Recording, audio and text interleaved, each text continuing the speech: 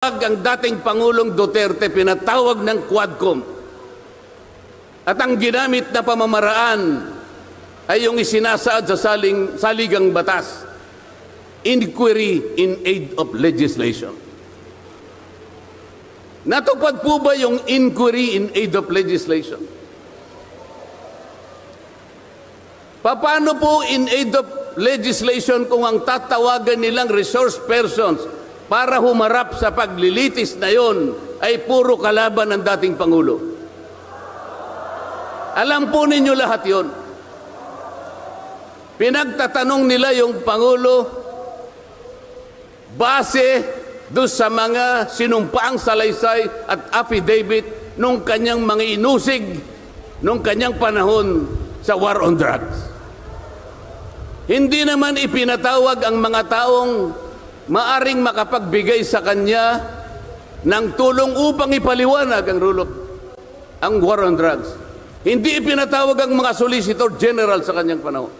Hindi ipinatawag ang mga Chief PNP upang magpaliwanag kung ano ang war on drugs. Puro kalaban ng dating Pangulo. Yung mga abogadong kasama niya para magtanggol sa kanya, hindi pwedeng magsalita. Sapagkat ang tuntunin sa mga komite, ikaw ay papayagan lamang para payuhan mo ang kliyente mo sa kanyang karapatan. Ngunit paano mangyayari na ang kliyente nila ay papayuhan sa kanyang karapatan kung bubulungan lang siya, ay makikita siya ng isang chairman doon?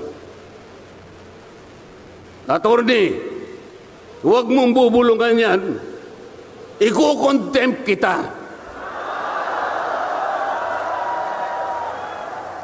Nasaan na po yung sinabi sa saligang batas na lahat ng inuusig ay meron siyang karapatan sa abogado? The right to counsel.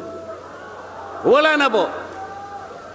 The right to confront your accusers. Wala po mga accuser doon. Ang ginagamit ko ay mga sinumpaang salaysay, hindi man lang i-authenticate, ipinalagay na totoo lahat ang nakasaad ng mga aligasyon. Anong gagawin ng isang tao sa harap ng ganito na walang rule of law at walang due process? Ito po ang pinag-umpisahan ng kaguluhan at pagkakahati-hati. Sa kagustuhan po nila na mausig ang dating Pangulo, ayaw po nilang pumunta sa korte, ayaw nilang pumunta sa piskal. Ano po ba ang sinasabi ng mga desisyon ng Korte Suprema? Kapag ka napatunayan nyo ang isang tao ay maaring nakagawa ng kahit anong paglabag sa lahat ng batas, anumang batas, dalhin ninyo sa piskalya, dalhin ninyo sa korte. Yun ang tamang paraan. That is the rule of law. Ngunit bakit kayong Quadcom ang gumagawa nito? Ang Quadcom ay hindi piskal. Ang Quadcom ay hindi korte. Nagkukunwa lang na korte. Yung mga chairman ng 4 na komite doon, wala ni isang abogado. Pero naalala ko yung isa doon, kamukha ni Attorney Agaton.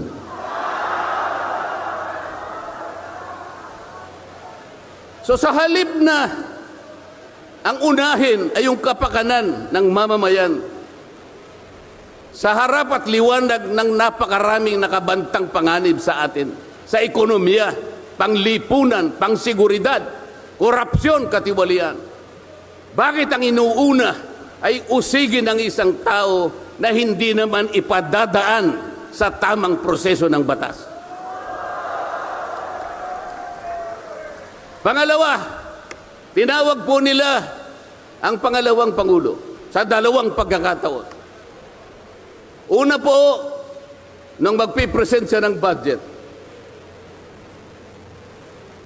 Ang pinipresent po niyang budget ay budget for 2025. Akalain po ninyong ang gusto nilang tanungin ay yung pagkakagasta ng kanyang budget noong 2022 and 2023. Saan ka naman nakakita ng ganong klaseng direksyon? 2025 ang dapat pag-usapan, ang kanilang pilit na itinatanong ay paggamit o paggasta niya noong 2022 at 2023. Ang sabi po ng Vice President, siguro nainis na rin,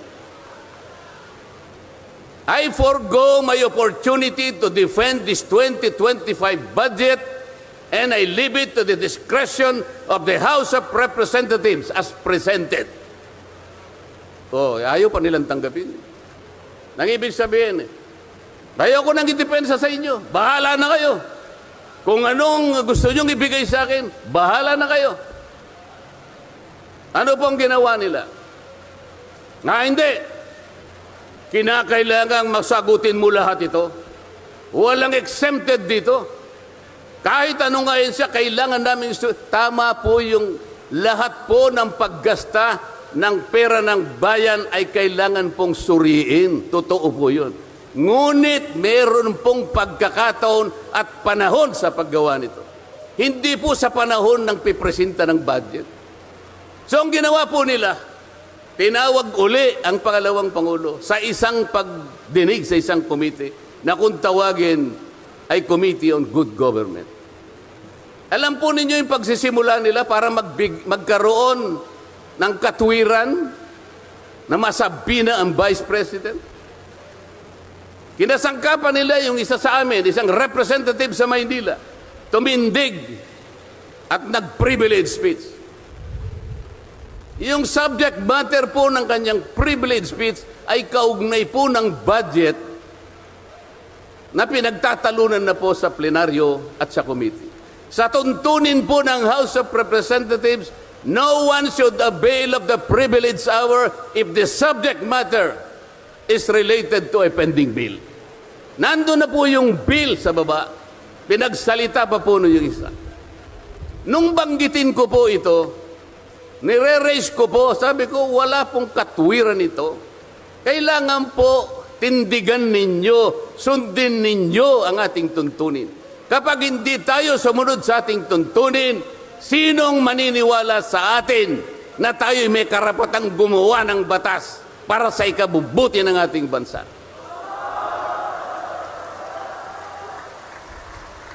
Ang sabi po ng chairman, noted. Saan ka naman nakakita ng ganun? Ang House of Representatives ay lugar ng pagdidebate. Doon masusuri kung sino ang may katwiran. Kung hindi magsasalita ang chairman. At pagkatapos po,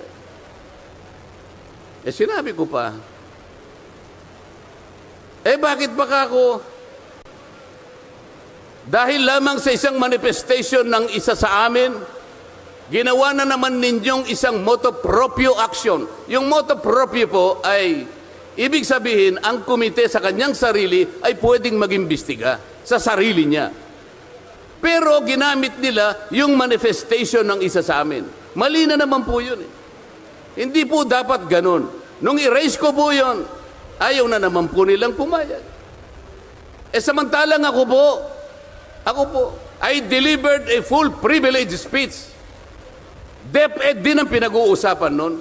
At ang ni-raise ko po ay yung katiwalian involving more than 3 billion pesos covering 3 annual audits of the Commission on Audit. Kahit na full privilege speech, hindi man lang po ni-refer sa committee. Samantalang yung illegal po na privilege speech, dali-daling ibinigay kagad sa Committee on Good Government. Kahit na illegal, kahit alam nilang mali. Ito